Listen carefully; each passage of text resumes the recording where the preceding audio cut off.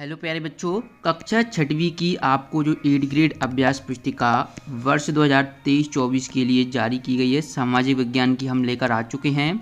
इस वीडियो में हम प्यारे बच्चों अध्याय आप यहां पर देख पा रहे होंगे, अध्याय 1 से लेके अध्याय 10 तक का जो अतीत का पूरा भाग कंप्लीट करने वाले हैं। यानी कि आपका प्रारंभिक कथन क्या, कब और कहां से लेकर हम पाठ 10 इमारतें, चित्रें और किताबें यहाँ तक प्यारे बच्चों पूरा हल देखने वाले हैं। तो वीडियो को पूरा देखना, इस वीडियो में आपको पूरा हल मिलने वाला है। वीडियो को पूरा देखोगे तभी मिल पाएगा। देखिए, पहले पार्ट है आपका अध्याय 1, इसी से हम स्टार्ट करेंगे। यहीं से आप अपनी 8 ग्रेड बुक में नोट करते चलिएगा। अध्याय 1 आपको देखने को मिल रहा है, प्रारंभिक कथन कब, क्या, कब, कहाँ और कैसे। इस पार्ट के प्रश्नों को हल करेंगे, फिर इसके बाद दूसरा पार्ट करेंगे, तीसरा, चौथा, ऐसे हम 1 से लेकर 10 तक देखने वाले हैं। तो पूरा देखना वीडियो को, और कहीं भी आपको ये वीडियो इस तरीके की नहीं देखने को मिलेगी। देखिए, पहला प्रश्न आपको यहाँ पर देखने को मिल रहा है, भारत में लगभग 8000 वर्ष पूर्व किन फसलों को उपजाना प्रारंभ कर दिया गया था। तो आप इसका उत्तर लिखेंगे ऑप्शन बा, जो कि है गेहूँ और जौ का कर दिया गया था। ठीक है, यहाँ पर आप क्या करोगे, गेहूँ और जौ। ठीक है, जो आपको बताया वह आपको यहाँ पर कर लेना है। तो इस प्रश्न का आप यहाँ पर प्यारे बच्चों ये कर देना। फिर इसके बाद आप देखेंगे प्रश्न दो है कि प्राचीन भारत में सामान्यतः जन द्वारा कौन सी भाषा सामान्य रूप से उपयोग की जाती थी। तो इसका आप उत्तर करेंगे प्राकृत भाषा उपयोग की जाती थी। ओके, कौन सी प्राकृत भाषा की जाती थी। प्रश्न 3 देखें प्यारे बच्चों, प्रश्न 3 है कि पांडुलिपियों, अभिलेखों तथा पुरातत्व से प्राप्त जानकारियों के लिए इतिहासकारों द्वारा किस शब्द का उपयोग किया जाता था। तो यहाँ पर स्रोत का उपयोग किया जाता था। ऑप्शन बी इस प्रश्न का आपको सही उत्तर कर लेना है। इसके बाद आप देखेंगे प्रश्न क्रमांक 4। प्रश्न क्रमांक 4 है कि इतिहास में कोई घटना यदि वर्तमान से लगभग 2700 वर्ष पहले हुई हो तो उसे किस तरह दर्शाया जाएगा। तो उसे हम इस तरीके से दर्शाएंगे 2700 ईसा पूर्व। प्रश्न 5 आपको यहाँ पर देखने को मिल रहा है प्यारे बच्चों। प्रश्न 5 क्या है, प्रश्न 5 है अतीत के बारे में हम कैसे जान सकते हैं। तो आप इसका उत्तर लिखेंगे अतीत में लिखी गई पुस्तकों को ढूंढकर और पढ़कर हम अतीत के बारे में जान सकते हैं। प्रश्न 6 है हमें वर्तमान की घटनाओं की जानकारी किन किन साधनों से प्राप्त होती है। तो आप इसका उत्तर लिखेंगे हमें वर्तमान की घटनाओं की जानकारी रेडियो, टीवी, अखबार, मोबाइल आदि साधनों से प्राप्त होती है। प्रश्न 6 के बाद प्रश्न 7 देखेंगे। प्रश्न 7 है पांडुलिपियों से क्या आशय है, प्राचीन काल में पांडुलिपियां किस प्रकार लिखी जाती थीं। तो आप इसका उत्तर लिखेंगे अतीत में हाथ से लिखी जाने वाली पुस्तकों को पांडुलिपियां कहा जाता है। प्राचीन काल में पांडुलिपियां ताड़पत्रों अथवा हिमालय क्षेत्र में उगने वाले बुर्ज नामक पेड़ की छाल पर लिखी जाती थीं। इस तरीके से आप इस प्रश्न का उत्तर यहाँ से कर लोगे। इसके बाद प्रश्न 8 है कि शिलालेख एवं अभिलेख में क्या अंतर होता है। तो आप इसका उत्तर लिखेंगे शिलालेख केवल पत्थर पर ही लिखे जाते थे और अभिलेख पत्थर और कागज दोनों पर लिखे जाते थे। प्रश्न 8 के बाद प्रश्न क्रमांक 9 देखेंगे। प्रश्न क्रमांक 9 है प्राचीन काल में लोग यात्रा किस प्रकार व क्यों करते थे। तो आप इस प्रश्न का उत्तर लिखेंगे प्राचीन काल में लोग यात्रा पैदल करते थे और अपना सामान अपनी पीठ पर या पशुओं की पीठ पर रखकर ले जाते थे। यात्राओं को प्रमुख कारण काम की तलाश, ज्ञान अर्जन एवं व्यापार था। इसके बाद देखिए प्रश्न 10 है सहायक नदी किसे कहते हैं। गंगा की सहायक नदियों के नाम लिखिए। तो यहाँ पर आपको गंगा की सहायक, पहले तो सहायक नदी बताना है। तो सहायक नदी आप लिखेंगे कि सहायक नदियाँ उन्हें कहते हैं जो एक बड़ी नदी में मिल जाती हैं। गंगा की सहायक नदियाँ यमुना, रामगंगा, सरयू, गंडक, कोसी, महानदी, सोन नदी आदि हैं।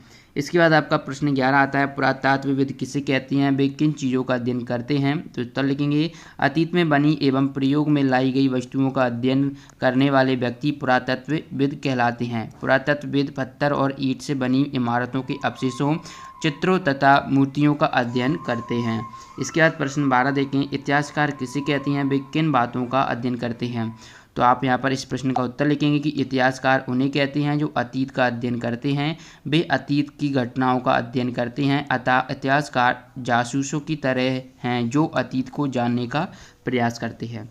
प्रश्न 13 देखिए कॉमन एरा तथा बिफोर एरा से क्या आशय है। तो आप यहाँ से इस प्रश्न का उत्तर यहाँ से लेके यहाँ तक लिख लीजिएगा। प्रश्न 13 के बाद अब आपका प्रश्न क्रमांक 14 आता है। आपको दिए गए मानचित्र में निम्न को पहला गंगा नदी को ब्रह्मपुत्र, तीसरा पूर्वी व पश्चिमी घाट और चौथा सतपुड़ा व विंध्याचल पहाड़ियाँ, पांचवा थार मरुस्थल और छठवा गारो पहाड़ियाँ, इनको हमें इस मैप में दर्शाना है। तो यहाँ पर आप पहला गंगा नदी, तो गंगा नदी आपको ये यहाँ पर देखने को मिल रही है, ये आपकी गंगा नदी है, ये पूरा भाग।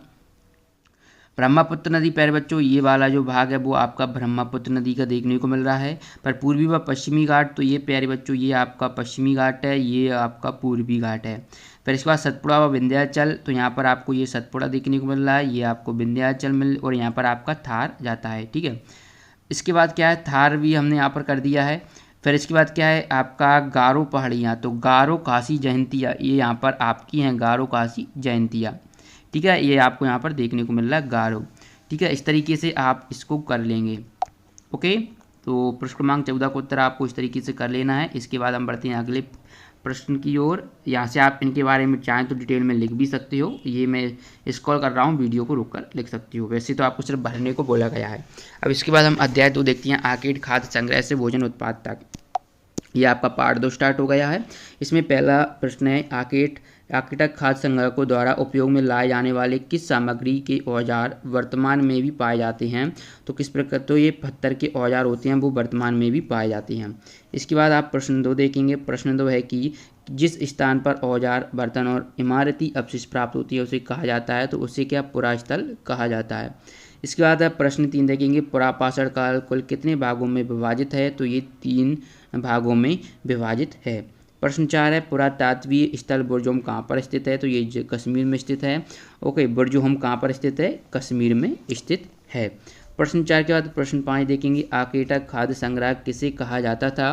तो आप इस प्रश्न का उत्तर लिखेंगे, जो लोग इस उपमहाद्वीप में 20 लाख साल पहले रहा करते थे उन्हें आज आर्किटक खाद्य संग्राहक कहा जाता है। भोजन का इंतजाम करने की विधि के आधार पर उन्हें इस नाम से पुकारा जाता है। प्रश्न 6 देखेंगे, आरंभिक मानव पत्थरों, लकड़ियों और हड्डियों के औजारों का उपयोग किस किस कार्यों में करते थे।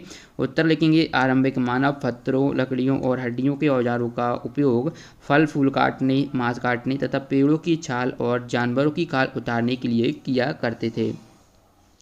तो प्रश्न 7 देखें, आरंभिक मानव धीरे धीरे किस प्रकार पशुपालक बन गए। इसका आप उत्तर लिखेंगे, आरंभिक मानव अपने घरों के आसपास चारा रखकर जानवरों को आकर्षित कर उन्हें पालतू बनाया होगा। धीरे धीरे भेड़, बकरी, गाय और सुअर जैसे जानवरों को पालने लगे और पशुपालक बन गए। इसके बाद प्रश्न 8 का उत्तर आप यहाँ से लिखेंगे कि आरंभिक मानव की किस प्रक्रिया को घरेलूकरण की प्रक्रिया कहा गया है। इसका आप उत्तर लिखेंगे, आरंभिक मानव द्वारा पौधे लगाने और जानवरों की देखभाल करने को घरेलूकरण की प्रक्रिया कहा गया है। यह पौधे तथा जानवरों अक्सर जंगली पौधे तथा जानवरों से भिन्न होते हैं। चलिए प्रश्न 9 देखते हैं। प्रश्न क्रमांक 9 है, जहां औजार, बर्तन और इमारतों जैसी वस्तुओं के अवशेष पाए गए हैं उस स्थान को क्या कहा जाता है। तो आप इस प्रश्न का उत्तर लिखेंगे, जहां औजार, बर्तन और इमारतें जैसी वस्तुओं के अवशेष पाए गए हैं उस स्थान को पुरास्थल कहा जाता है। प्रश्न 10 देखेंगे, भीमबेटका मध्य प्रदेश के किस जिले में स्थित है, ये ऐतिहासिक दृष्टि से क्यों प्रसिद्ध है। आप इसका उत्तर लिखेंगे कि भीमबेटका मध्य प्रदेश के रायसेन जिले में स्थित है। यह एक पुरापाषाणिक आवासीय पुरास्थल है। यह आदि मानव द्वारा बनाए गए शैल चित्रों और शैलाश्रयों के लिए प्रसिद्ध है। इस तरीके से आप प्रश्न 10 का भी उत्तर यहाँ से लिख लोगे। इसके बाद आपका आता है प्रश्न 11, आर्किटक खाद्य संग्रह समुदाय के लोग एक जगह से दूसरी जगह पर क्यों घूमते रहते थे। तो आप इस प्रश्न का उत्तर लिखेंगे, आर्किटक खाद्य संग्राहक समुदाय के लोग एक जगह से दूसरी जगह पर भोजन की तलाश एवं शिकार के लिए घूमते रहते थे। प्रश्न 12 है, नवपाषाण युग में मिट्टी के बर्तनों का उपयोग किस प्रकार किया जाता था। तो आप इसका उत्तर लिखेंगे, नवपाषाण युग में मिट्टी बर्तनों का उपयोग चीज़ों को रखने के लिए किया जाता था। धीरे धीरे लोग बर्तनों का प्रयोग खाना बनाने के लिए भी करने लगे। ओके प्यारे बच्चों, अब 13वां प्रश्न देखेंगे, मेहरगढ़ के बारे में 8 से 10 वाक्य लिखिए। तो यहाँ पर आपको ये देखने को मिल रहा है, यहाँ से आप इस प्रश्न का उत्तर इतना कर लेंगे। इसके बाद आपका ये आपका प्रश्न था 13। इसके बाद आपका आता है प्रश्न 14। यहाँ से आपको देखिए, भीमबेटका, बुर्जहोम, इनाम गाँव, हुग्गी, उसगी, ब्रह्मगिरी, हुल्लूर, महागढ़ा, कुर्नूल गुफाएं, कोल्लिवा, मुंबई, पायमपल्ली, कृष्णा, कावेरी तथा नर्मदा नदी को बनाना है। तो यहाँ पर आपको ये बुर्जोम देखने को मिल रहा है, ये कोल्लिवा, महागढ़, भीमबेटका, नर्मदा, है ना। ये आपकी कृष्णा नदी जो है वो है आपकी यहाँ से जा रही है। यहीं पर आपकी ये कुरनूल गुफाएँ हैं, ये आपका, ठीक है, ये आपकी हुगली है, ब्रह्मगिरी, कावेरी, इनाम गाँव, है ना, ये पैनम पल्ली। तो इस तरीके से आपको यहाँ पर ये कर देना है, ठीक है। यहाँ पर इनकी डिटेल में लिखा हुआ है, चाहे तो आप इनको लिख सकते हो, नहीं तो स्किप कर सकते हो। अध्याय 3 देखते हैं। अध्याय 3 आपका यहाँ पर है आरंभिक नगर, ठीक है। इस पाठ के प्रश्नों के उत्तर को हल करते हैं। अभी तक आपने इस चैनल को सब्सक्राइब नहीं किया तो कर लें, क्योंकि आपको इस चैनल पर कक्षा 6 के लगभग सभी सब्जेक्ट का सॉल्यूशन प्रोवाइड कराया जा रहा है। तो इस चैनल को आप सब्सक्राइब करने के बाद बेल आइकन के बटन को जरूर प्रेस कर लें। इससे क्या होगा, जब भी हम क्लास 6 की और वीडियो डालेंगे तो वो भी आपको मिल जाएंगी, ठीक है प्यारे बच्चों। चलिए, पहला प्रश्न आपको यहाँ पर देखने को मिलेगा, हड़प्पा कालीन किस संरचना में पानी का रिसाव रोकने के लिए प्लास्टर के ऊपर चारकोल की परत चलाकर तैयार करते थे? तो ये महास्नानागार। प्रश्न 2 है, हड़प्पा सभ्यता का कौन सा नगर 3 भागों में विभाजित है? तो ये धौलावीरा, जो कि 3 भागों में विभाजित है। प्रश्न 3 है, तो प्रश्न 3 का उत्तर आपको इस तरीके से कर लेना है, पहले का आपको तीसरा कर लेना है, दूसरे का चौथा, और तीसरे का पहला, चौथे का दूसरा, ये आपको यहाँ पर कर लेना है। इसके बाद अब प्रश्न 4 का उत्तर आपको यहाँ पर बाढ़ कर लेना है। इसके बाद हम प्रश्न 5 की ओर बढ़ते हैं। प्रश्न 5 क्या है कि मोहनजोदड़ो के महान स्नानागार की कोई 2 विशेषताएं लिखिए। तो यहाँ पर पहली विशेषता और दूसरी विशेषता यहाँ पर लिखी हुई है, इसको आप अच्छी तरीके से लिख लीजिएगा। इसके बाद प्रश्न 6 है, हड़प्पा के नगरों से पुरातत्वविदों को कौन कौन सी चीज़ें प्राप्त हुई? तो आप यहाँ पर इसके उत्तर लिखेंगे, हड़प्पा के नगरों से पुरातत्वविदों को पत्थर, शंख, तांबे, कांसे, सोने और चांदी जैसी धातुओं से बनाई गई थी आदि चीज़ें प्राप्त हुई। प्रश्न 7 है, हड़प्पा कालीन नगरीय व्यवस्था की कोई 3 विशेषताएं लिखी है। तो यहाँ पर आपको देखिए पहली विशेषता, दूसरी विशेषता और ये तीसरी विशेषता यहाँ पर लिखी हुई है। हड़प्पा कालीन नगरीय व्यवस्था की कोई 3 विशेषताएं, इसको आप लिख लेना। इसके बाद प्रश्न 8 है, हड़प्पा कालीन नगरीय जीवन का संक्षेप में वर्णन कीजिए। तो हमें संक्षेप में वर्णन करना है, तो चलिए वर्णन कर लेते हैं।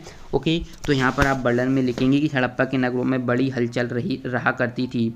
यहाँ पर ऐसे लोग रहते थे जो नगर की खास इमारतें बनाने की योजना में जुटे रहते थे।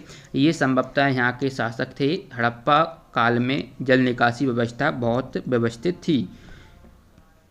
प्रश्न 9 देखें, कच्चा माल किसे कहते हैं? कोई 2 उदाहरण लिखिए। इसका उत्तर लिखेंगे, कच्चा माल उन पदार्थों को कहते हैं जो या तो प्राकृतिक रूप से मिलते हैं या फिर किसान या पशुपालक उनका उत्पादन करते हैं। जैसे लकड़ी ये धातु की अयस्क के प्राकृतिक रूप से उपलब्ध कच्चे माल हैं, इनमें फिर कई चीज़ें बनाई जाती हैं। प्रश्न 10 देखें, हड़प्पा सभ्यता के लोग कौन कौन सी खनिज धातु से परिचित थे? उनका आयात वे किस प्रदेशों से करते थे? इसका आप उत्तर लिखेंगे, हड़प्पा सभ्यता के लोग तांबे, टिन, कांसे और सोने की धातु से परिचित थे। उनका आयात गुजरात, ईरान और अफगानिस्तान से किया करते थे। प्रश्न 11 देखें, आरंभिक नगर के लोग भोजन में कौन कौन सी चीज़ों का उपयोग करते हैं? तो आप इस प्रश्न का उत्तर यहाँ से लिखेंगे, आरंभिक नगर के लोग भोजन में गेहूँ, जौ, दालें, मटर, धान, तेल और सरसों का उपयोग करते थे। आरंभिक नगर के लोग अनाज उगाते थे और जानवर भी पालते थे। इसके बाद प्रश्न 12 का उत्तर आपको यहाँ पर प्रश्न के 12 क्या है, हड़प्पा सभ्यता की कृषि एवं पशुपालन के बारे में प्राप्त जानकारी का वर्णन करें। तो यहाँ पर वर्णन किया गया है। इसके बाद प्रश्न 13 है, हड़प्पा कालीन नगरों में धौलावीरा व लोथल की प्रमुख विशेषताएं लिखिए। तो यहाँ पर आप लिखेंगे, कच्छ के इलाके में खादिर बेद के किनारे धौलावीरा नगर बसा था, है ना। तो और वहाँ साफ पानी मिलता था और ज़मीन उपजाऊ थी। साबरमती की एक उपनदी के किनारे बसा लोथल नगर बसा है, जहाँ कीमती पत्थर जैसे कच्चा माल आसानी से मिल जाता था। प्रश्न 10 है, प्रश्न 10 का उत्तर आपको यहाँ पर देखने को मिल रहा है। इसको आप अपनी अच्छी तरीके से अपनी 8th ग्रेड बुक में नोट डाउन कर लें। इसके बाद आप यहाँ से मैप चाहें तो लिख सकती हैं, अन्यथा स्किप कर सकती हैं। ये आपको एक्स्ट्रा इन्फॉर्मेशन दी गई है यहाँ पर। अब आपका प्यारे बच्चों आता है जो कि नेक्स्ट है, अध्याय 4 है। अध्याय 4 क्या बताती है हमें किताब और कब्रें? तो यहाँ पर पहला प्रश्न है, वैदिक काल में सोम शब्द का क्या अर्थ है? ये अर्थ ये भी था, तो ये पौधों का नाम था।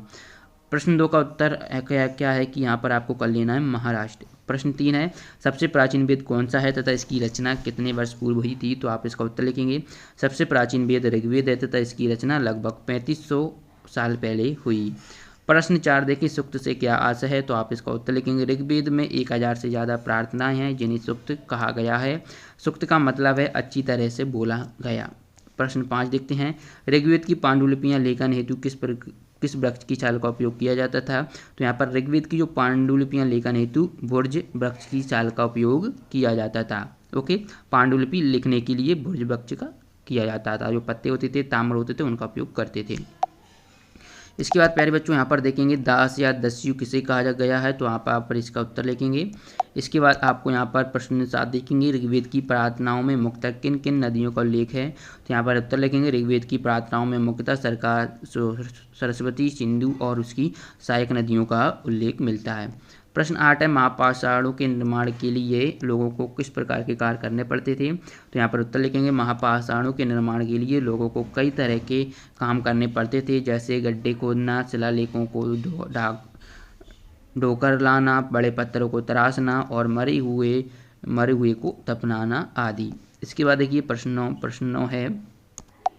प्रश्नों क्या है, महापाषाणों में एक से अधिक कंकाल मिले हैं, वह किस बात को स्पष्ट करते हैं, तो यहाँ पर आप इस प्रश्न का उत्तर यहाँ से लेकर यहाँ तक लिख देंगे।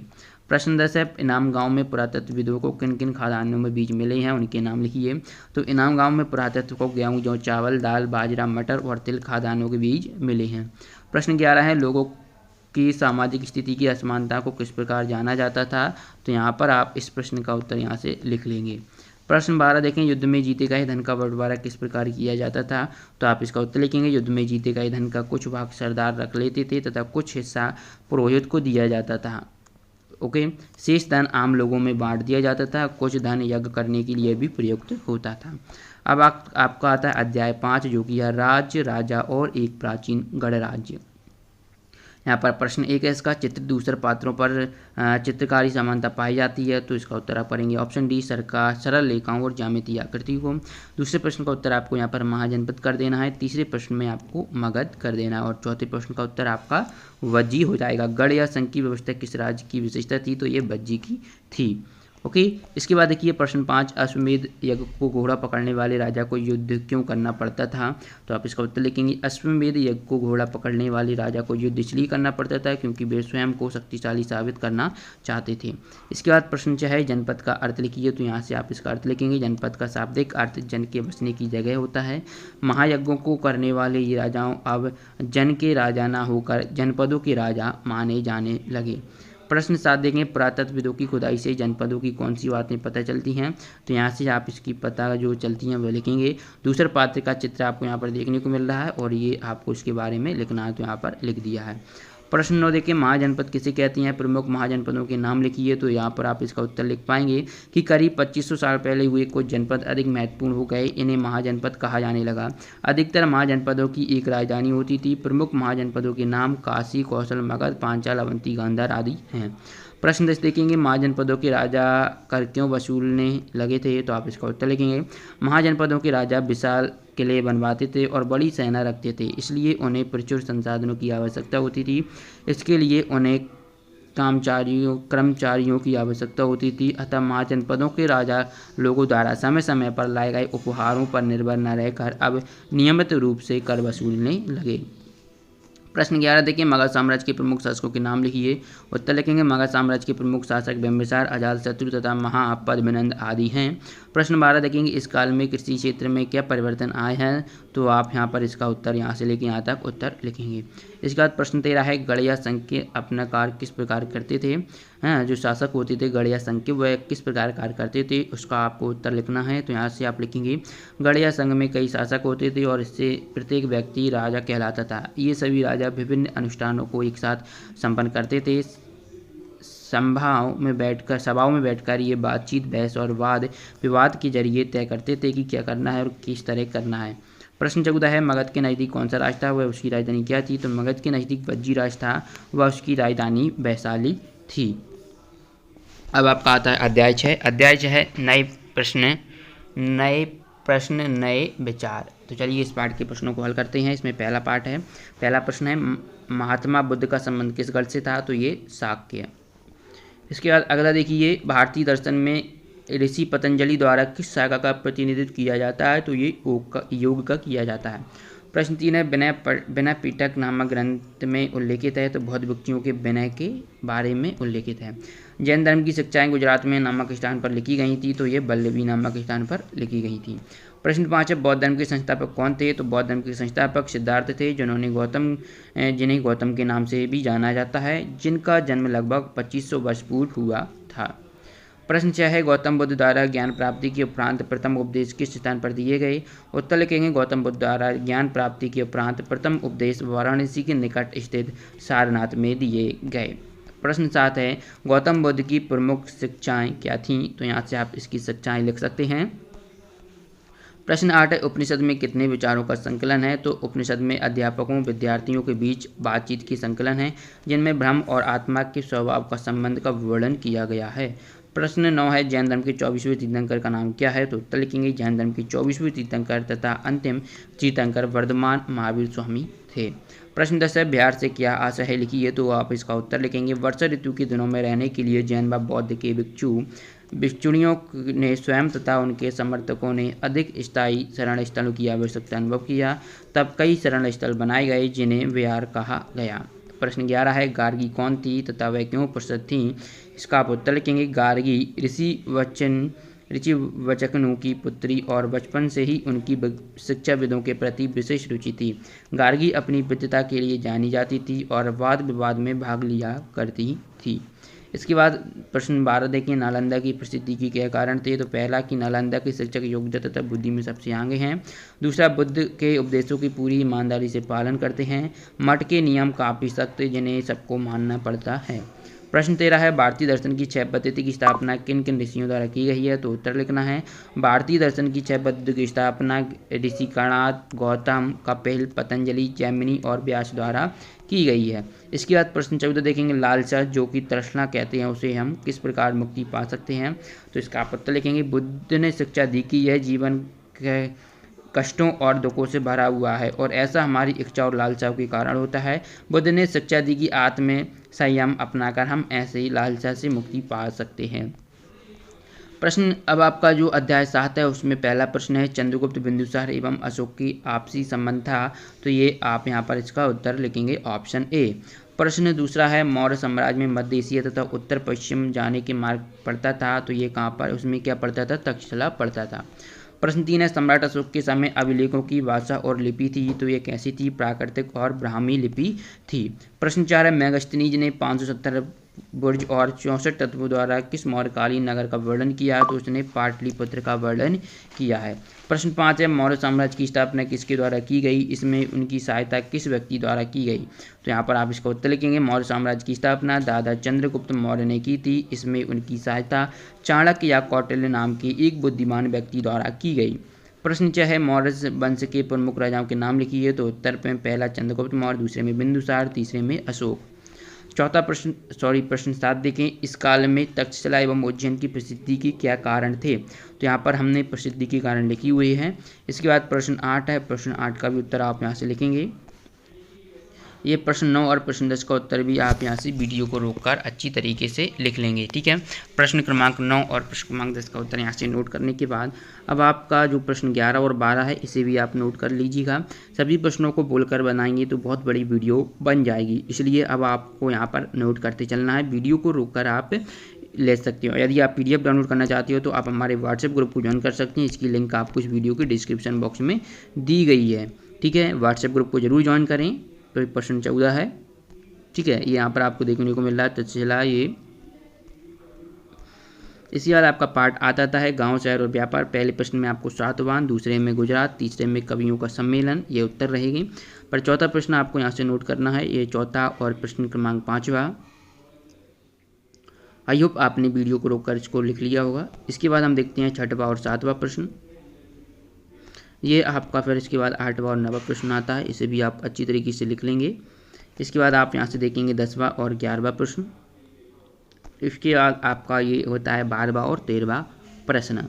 ओके, इस तरीके से 12वां और 13वां प्रश्न करने के बाद आपका अध्याय 9 आता है नए साम्राज्य और राज्य। यहाँ पर आप पहला, दूसरा, तीसरा ऑब्जेक्टिव यानी कि वस्तुनिष्ठ प्रश्न को उत्तर लिख पा रहे हैं। इसके बाद प्रश्न 4 और प्रश्न 5 का उत्तर आप यहाँ पर देखेंगे। ओके, फिर हम प्रश्न 4, 5 के बाद प्रश्न 6 और 7 का उत्तर आपको देखने को मिल रहा है, ठीक है। इसके बाद आपका जो है 8 और 9 ये प्रश्न भी आपको दिया गया है।